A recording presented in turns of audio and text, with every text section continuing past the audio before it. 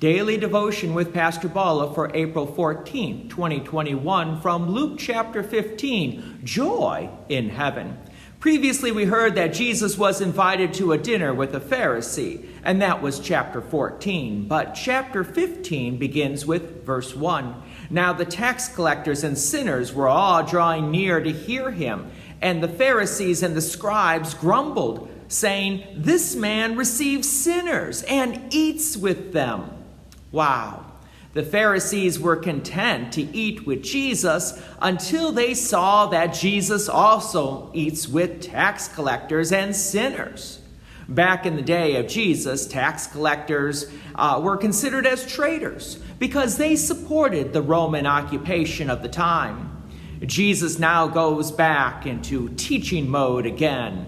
From Luke chapter 15, verse 3. So Jesus told them this parable. What man of you, having 100 sheep, if he has lost one, does not leave the 99 in the open country and go after the one that is lost until he finds it? And when he has found it, he lays it on his shoulder, rejoicing. And when he comes home, he calls together his friends and neighbors, saying to them, "Rejoice with me, for I have found my sheep that was lost." Jesus is using this parable to teach the Pharisees who were grumbling against him for welcoming sinners. That is the purpose for which Jesus came. Jesus came to redeem sinners by dying on the cross for the forgiveness of sins for all of humanity. So welcoming sinners is exactly what Jesus wants to do and is doing.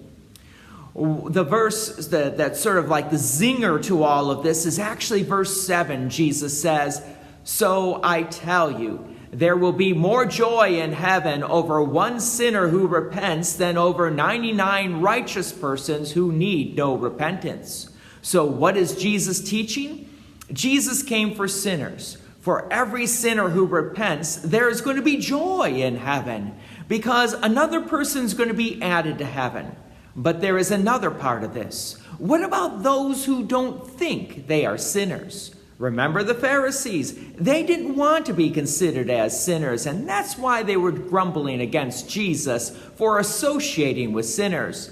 I like what John has to say about this in his first letter. From 1 John chapter 1, verse 8. If we say we have no sin, we deceive ourselves, and the truth is not in us. Let me also add verse 10. If we say we have not sinned, we make him a liar, and his word is not in us. Ouch.